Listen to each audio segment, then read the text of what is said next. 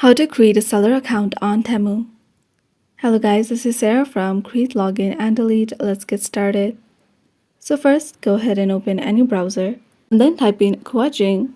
Scroll down and select this kuajing.pingduo.com. Click on the three dots and make sure you're on the desktop site. Select English at the bottom. Click on Don't have an account yet, sign up now. So you'll have to register by entering your phone number, setting a password, entering the 6-digit verification code, and then click on Register. Once you do this, you'll be asked to fill a form. Go ahead and fill a form, and after a few days, it'll let you know if your form is approved or not. Once you do this, you'll be able to create a seller account on TEMU. If you want to know about the interview process, qualification requirements, and common problems, you can click on View Now.